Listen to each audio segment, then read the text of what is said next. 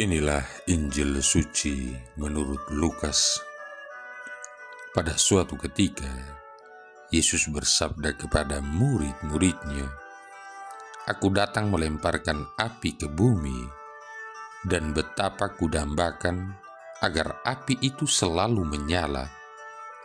Aku harus menerima baptisan, dan betapa susah hatiku sebelum hal itu berlangsung. Kalian sangka aku datang membawa damai ke bumi? Bukan damai, melainkan pertentangan.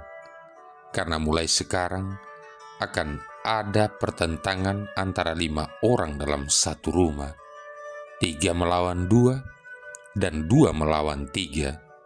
Mereka akan saling bertentangan, bapa melawan putranya, dan putra melawan bapanya, ibu melawan putrinya, dan putri melawan ibunya, ibu mertua melawan menantu, dan menantu melawan ibu mertuanya." Demikianlah sabda Tuhan.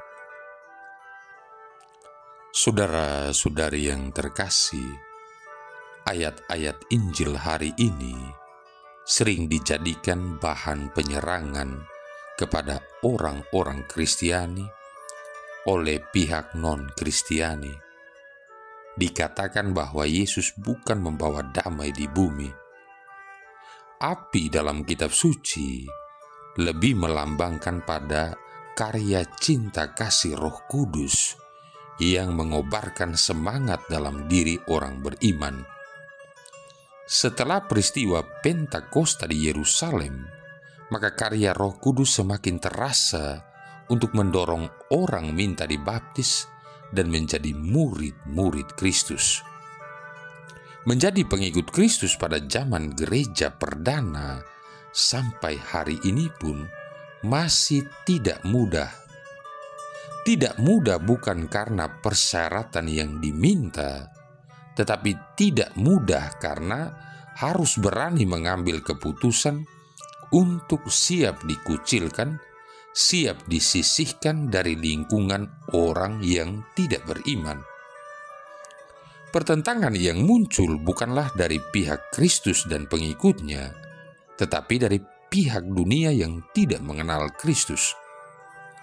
Seseorang yang mengambil keputusan untuk menjadi pengikut Kristus, padahal keluarganya bukan pengikut Kristus, maka ia harus siap untuk dilawan, untuk disisihkan, dan disingkirkan.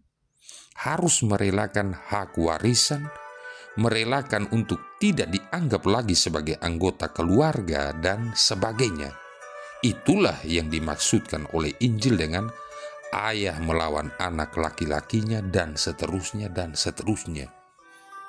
Saudara-saudari yang terkasih, menjadi murid Kristus adalah menjadi orang-orang yang dimerdekakan, menjadi orang yang mempunyai kebebasan penuh untuk berbuat kebaikan, bebas berbuat baik tanpa dibatasi oleh aturan, tetapi berbuat baik karena mengasihi dan karena hati nurani. Perbuatan baik orang Kristiani tidak dibatasi oleh suku, agama, bangsa, saudara, atau musuh. Semua mendapat hak yang sama untuk kita perlakukan dengan baik.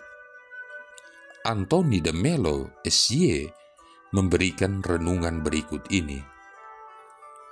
Sungguh pedih membaca tentang kebengisan manusia terhadap sesamanya. Inilah sebuah laporan surat kabar tentang penyiksaan yang dilakukan di penjara-penjara modern. Korban diikat pada kursi besi, arus listrik dialirkan dalam tubuhnya, semakin lama semakin kuat, sampai akhirnya ia mengaku. Algojo mengepalkan tinjunya dan menghantam telinga si korban bertubi-tubi, sampai gendang telinganya pecah. Seorang tahanan didudukan di kursi dokter gigi. Kemudian dokter mengebor giginya sampai menyentuh syarafnya. Pengeboran berjalan terus sampai akhirnya si korban menyerah. Saudara-saudari yang terkasih, manusia pada hakikatnya bukan makhluk yang bengis. Ia menjadi bengis kalau ia merasa tidak bahagia atau kalau ia menganut suatu ideologi. Satu ideologi melawan ideologi yang lain, satu sistem melawan sistem yang lain, satu agama melawan agama yang lain. Dan manusia terhimpit di antaranya. Orang-orang yang menyalibkan Yesus itu barangkali bukan orang yang kejam. Mungkin sekali mereka itu suami yang penuh pengertian dan ayah yang mencintai anak-anaknya. Mereka bisa menjadi kejam demikian karena mempertahankan suatu sistem, ideologi, atau agama.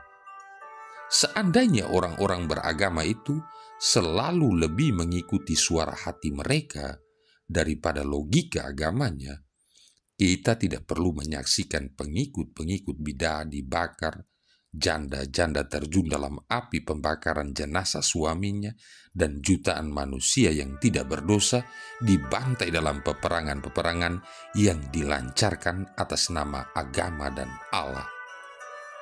Kesimpulannya, jika kita harus memilih antara suara yang penuh belas kasih dan tuntutan ideologi, maka tolaklah ideologi tanpa ragu-ragu, karena belas kasih tidak pernah bersifat ideologis. Marilah berdoa. Allah Bapa kami, sumber cinta dan belas kasih, Engkau telah menyalakan api di dunia, yaitu Yesus, api cinta kasih-Mu. Kami mohon, semoga cinta dan belas kasih-Nya melepaskan kami dari segala dosa, sebab Dialah Putra-Mu Tuhan dan pengantara kami, yang bersama dengan Dikau dan Roh Kudus hidup dan berkuasa, satu Allah sepanjang segala masa.